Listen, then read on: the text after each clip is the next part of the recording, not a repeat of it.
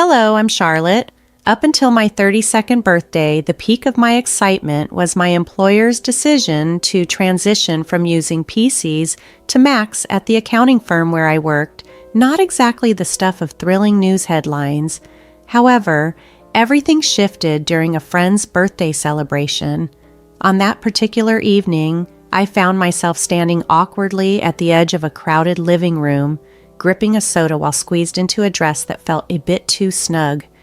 The music was blaring, far too loud for any meaningful conversation, yet it seemed perfectly suited for him. Andrew. He towered over most, which probably helped him notice me from across the room. He approached with a kind of assurance that caused my heart to flutter. "You're Charlotte, right?" he asked, his voice surprisingly clear above the booming bass. Yeah. And you are?" I managed, taking a sip of my drink to appear more relaxed than I actually was. "Andrew, I've seen you around. Do you mind if I join you?" He didn't wait for my reply. Instead, he simply assumed acceptance and positioned himself beside me. "Not at all," I responded, nearly drowned out by the latest chart-topping track blaring through the speakers. "So, Charlotte, what brings you here tonight?" he inquired, leaning in. His demeanor was laid back, but his gaze was piercing. "Just here to celebrate Kelly's birthday. Do you know her well?"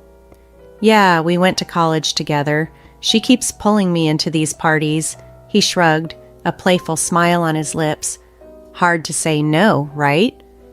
We laughed together, and it felt spontaneously easy. "I get it. I work with her. It's tough to decline," I said. "An accountant, right?" He nodded as if he'd known all along. "That's right. Numbers are my thing," I quipped, though there was typically nothing humorous about spreadsheets to me. "Sounds exhilarating," he said with a grin, and I couldn't quite tell if he was teasing. "Oh, absolutely. It's all wild parties and high stakes in the accounting realm," I joked. Our laughter merged again, and in that moment, I felt an ease in conversing with someone who seemed genuinely intrigued by what I had to say. It was exhilarating and slightly intimidating. "Do you want to step outside for some fresh air?" he suggested, nodding toward the backyard. Gratefully, I agreed, eager to escape the cacophony. Outside, the cool air was a welcome relief. "So what brings a guy like you to a place like this?" I asked, trying to keep the conversation flowing as smoothly as he had. "Just looking for a good time, I suppose, and maybe someone interesting to hang out with," he replied, his smile reaching his eyes and causing them to crinkle at the corners. As we talked about various topics, movies we liked, books, his passion for graphic design, but feeling stuck in a corporate job, it felt like we had known each other for ages. As the evening drew to a close, he took out his phone. "Can I get your number? I'd like to see you again, Charlotte." I hesitated, unaccustomed to this sort of attention, but there was something genuine about him that felt reassuring. "Sure," I said, entering my number into his phone. His entire face lit up with a smile. "Great. I'll call you. We should go out, just the two of us." "Sounds good," I replied, my stomach flipping with nerves. I watched him leave, part of me still unable to believe this was now my life. Maybe turning 32 wasn't so bad after all. Perhaps it was the beginning of something truly wonderful. The days leading up to Andrew's call were a haze of anticipation. Before I knew it, the night of our first date had arrived. I was a bundle of nerves, not exactly seasoned in the dating scene. Opting for a simple blue dress, nothing extravagant, I hoped it would make the right impression. Andrew arrived at 6 sharp, driving a clean, well-maintained sedan that was understated yet fitting for him. As I climbed into the car, he greeted me with a dazzling smile. "You look great, Charlotte." "Thanks," I mumbled, my cheeks likely as red as a beet. "You look nice, too." He had chosen a quaint Italian restaurant for dinner. The aroma was inviting, though my stomach was too jittery to appreciate it. We ordered pasta, his with an elaborate sauce, mine with just marinara. "So, Charlotte, tell me something about yourself that no one else knows," he asked, twirling his meatball bake with practiced ease. Chuckling nervously, I played with my food more than I ate it. Well, I'm pretty uneventful, but I guess not everyone knows I can solve a Rubik's Cube in under a minute. He looked impressed. Really? That's pretty cool? You'll have to show me sometime. Sure, I said, beginning to feel a bit more at ease. What about you? Any hidden talents? I make a mean breakfast tacos, he boasted, his grin infectious. Best you'll ever have. I'll take your word for it. Maybe you can prove it sometime, I teased. The conversation flowed easily, and for the first time in what felt like forever, I was exactly where I needed to be. The next few weeks were a blur of excitement. We spent as much time together as possible. Andrew would drop by after work, or I'd meet him for lunch near his office. He showed me his favorite places around the city, secret spots I'd never noticed before. It was like rediscovering the city for the first time. Things progressed quickly, and soon he invited me to meet his parents, Tyler and Doris. They lived in a small, welcoming home brimming with photos and mementos. Doris embraced me warmly the moment we stepped inside. "Oh, we've heard so much about you, dear," she exclaimed, squeezing my shoulders. "Thanks, Mom," Andrew chimed in, clearly happy with how things were unfolding. We sat down to dinner, and the conversation never lagged. "So, Charlotte, Andrew tells us you're an accountant. That must be interesting," Tyler remarked as he passed me the potatoes. "It has its moments," I replied with a smile. "Mostly just numbers and a lot of spreadsheets." I enjoyed the structure and certainty in my life, a comforting detail that wasn't lost on Andrew's mother, Doris, who showed genuine interest in learning more about me. "How's your family?" she inquired during one of our dinners together.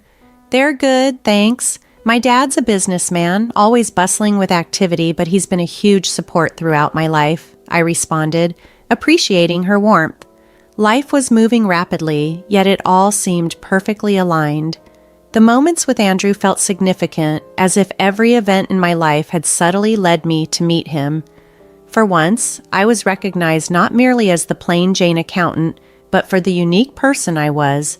Several months into our whirlwind romance, during an evening stroll by the river, the city lights twinkling off the water like a scene from a romantic film, Andrew stopped and turned to face me. "Charlotte, I've been thinking," he began, his voice serious. "Yes," I replied, my heart racing with anticipation. "I don't want to wait any longer. I know it's quick, but will you marry me?"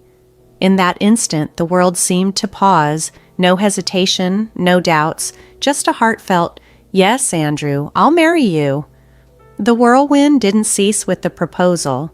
Soon after, I introduced Andrew to my father, who instantly admired Andrew's candid nature and clear affection for me. "He's a good man, Charlotte," Dad commented, offering his blessing, which meant everything to me. Our wedding was simple yet perfect.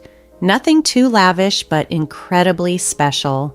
I found myself unexpectedly adoring how I looked in my wedding gown, a joy I shared by posting photos on social media to celebrate with friends and family. Post-wedding life was bustling. As we unpacked another box of wedding gifts in our cozy apartment, Andrew brought up a significant suggestion. "Hey, Charlotte, I've been thinking, how about we move in with my folks?" I paused, a coffee mug in hand. "Live with your parents?" I asked, unsure. He nodded earnestly. "Yeah, they're not getting any younger, and I'd feel better if we were around to help. Plus, it could save us some money on rent." It made sense, albeit moving in with the in-laws seemed like something straight out of a sitcom. "Are you sure they'd want us there all the time?" I questioned. "Absolutely," he assured me, his tone confident. "Mom's been hinting about it ever since we got engaged. Come on, it'll be good." So, a week later, there we were, arriving at his parents' house, our lives packed into numerous boxes. Andrew's mom, Doris, was already waving from the porch as we pulled up. "Oh, Charlotte, we're so thrilled to have you both here," she exclaimed, enveloping me in an overly enthusiastic hug. Tyler, Andrew's father, clapped him on the back. "Welcome home, son, and you too, Charlotte." The house was quaint, filled with furniture that seemed to have been frozen. Despite the overwhelming change, I kept a smile, ready to embrace this new chapter. I already missed our cozy little apartment as we moved our things into Andrew's parents' house. Andrew noticed my reluctance. "It's going to be great, you'll see," he reassured me softly as we lugged boxes inside. The initial days were a challenge. Doris was ever present, frequently popping into our room under the guise of checking if we needed anything. "Just making sure you're comfortable," she'd chirp as I tried to mask my discomfort over the lack of privacy. One evening, as we all sat down to dinner, Andrew, me, Tyler, and Doris, the conversation stumbled through trivial matters until Andrew nonchalantly dropped another bombshell. "So, the house needs some major repairs," he announced mid-bite of his meatloaf. I nearly choked on my mashed potatoes. "Repairs?" I coughed out. "Yeah, the roof's a disaster and the plumbing might as well belong to the Dark Ages," he explained. Tyler nodded in solemn agreement. "We were thinking," Andrew continued, his eyes dodging mine, "that maybe we could all chip in for the costs." I glanced at Doris, who seemed suddenly fascinated by her plate. "All of us?" I echoed. "Well, I just got this pay cut at work," Andrew mumbled, "so I'm a bit strapped at the moment." There it was, a knot formed in my stomach. "I'll see what I can do," I managed, though I had much more on my mind. Doris's eyes welled up with tears. "Oh, Charlotte, that would be so helpful. You're such an angel," she exclaimed. The following weeks passed in a whirl of contractors and costly repairs. I wrote checks and forced smiles as Doris raved about how the house was transforming, while Tyler patted my back saying, "You're part of the family now, Charlotte." Part of the family, indeed, the part that foots the bill. One exhausting day after a series of pricey decisions, I collapsed onto our bed. Andrew sat beside me, his voice carrying a hint of genuine appreciation. "Thanks for handling all this, Charlotte." "It's fine," I lied, my gaze fixed on the ceiling, wondering about the financial toll. "I just didn't realize it would be this much." He squeezed my hand. "It'll all be worth it. This is for our future, right?" "Our future," I echoed, feeling uncertain about whose future we were building. As I lay there, listening to Andrew's steady breathing, I questioned whether moving in had been the right decision. But it was too late to turn back now. I was in too deep and I had to see it through, whatever the cost. After the renovations, the house indeed looked impressive, like something out of a home decor magazine. Despite the financial strain, I felt a flicker of pride as we hosted a small dinner party to celebrate, the four of us enjoying the renewed space. However, the atmosphere shifted mid-dinner. Doris grew silent, her demeanor heavy. She exchanged looks with Tyler and then turned to us, her eyes brimming with tears. "We need to tell you both something important," she said, her voice trembling. Andrew and I exchanged worried glances. "What's going on?" I asked, my stomach tightening. Tyler inhaled deeply. "The house. It's heavily mortgaged. We owe $480,000 and the bank could take it away if we don't settle the debt in 3 months. My fork clattered to the plate. "What do you mean? All the repairs we just paid for?" My voice trailed off. Doris began to sob. "We were ashamed and we thought we could manage it, but after the repairs and everything, there's just no way. I felt like I was trapped in a nightmare.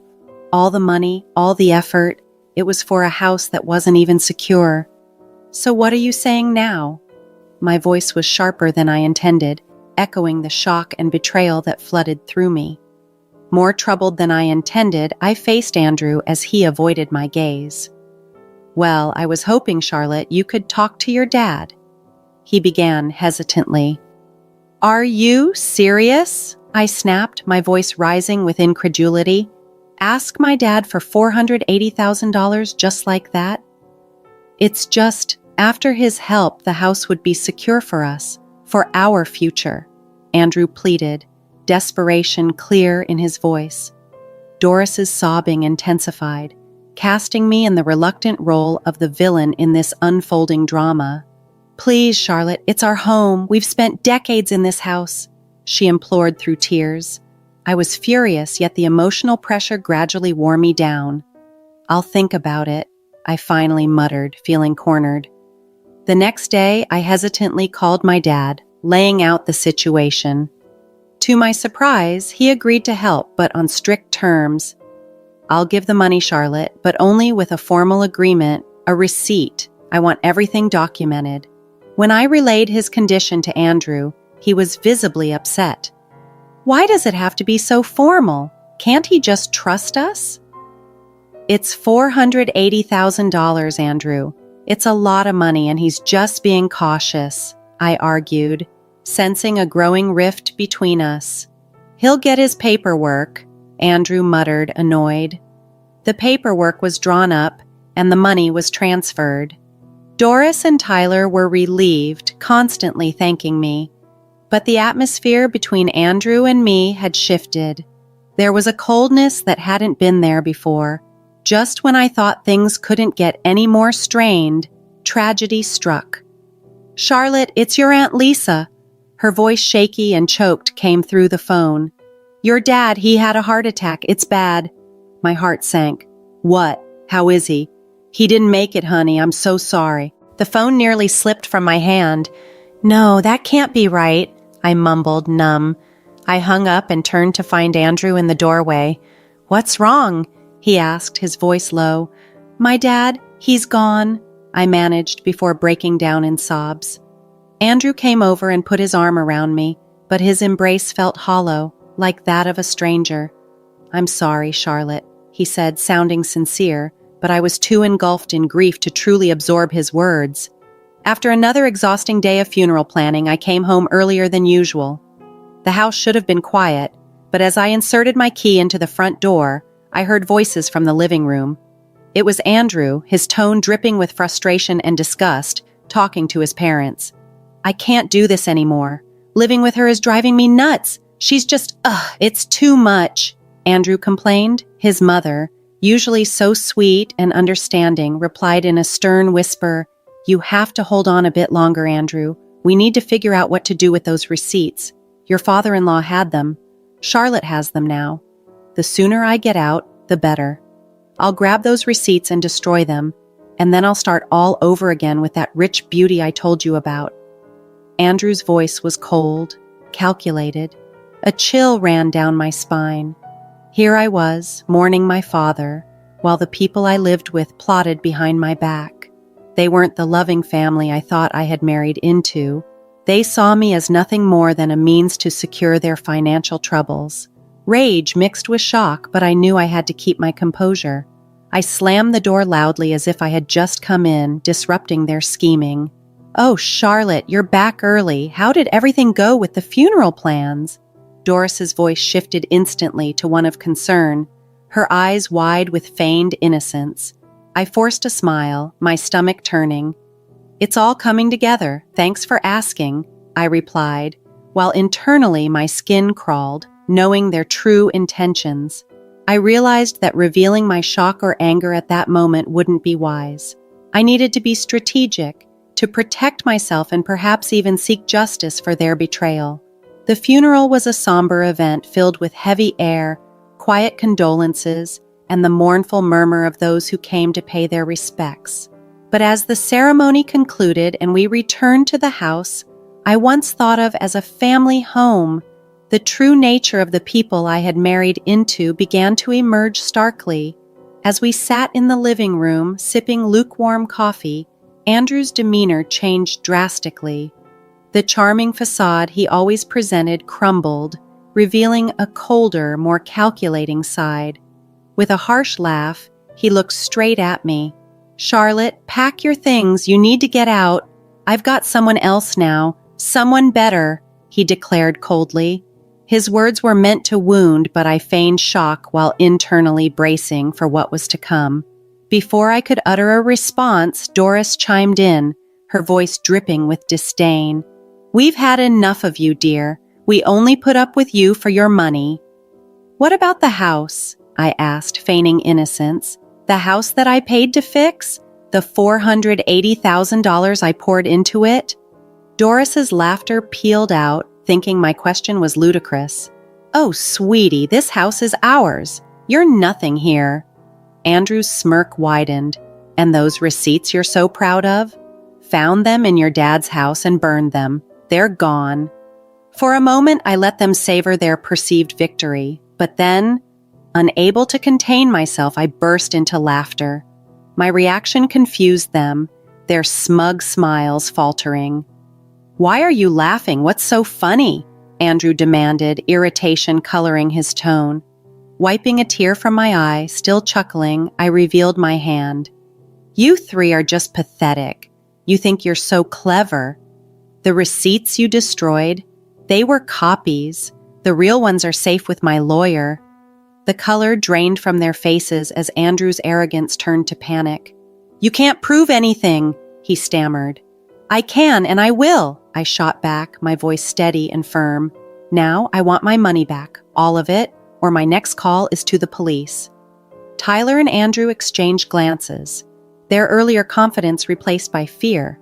Tyler, usually so bold and brash, began to plead. "Charlotte, please, let's talk about this. We can sort something out." With the truth now out in the open and the leverage firmly in my hands, negotiations with Andrew and his parents were drawn out and tense. They tried every possible angle to sway the terms in their favor, but I stood firm. "Look, it's simple," I stated during one of our many discussions at the kitchen table of the now legally mine house. "The house gets transferred to my name in exchange for dropping the charges. That's the deal. No more games." Eventually, they relented. We all agreed that the best course of action was to make everything official and legal. I insisted on having everything documented by a lawyer and confirmed with proper papers. "I want no corners cut," I emphasized in the lawyer's office. The atmosphere was tense as documents were signed and notarized. I watched closely as each signature was applied, ensuring there was no room for further deceit. Once everything was finalized, I collected the documents related to the transfer.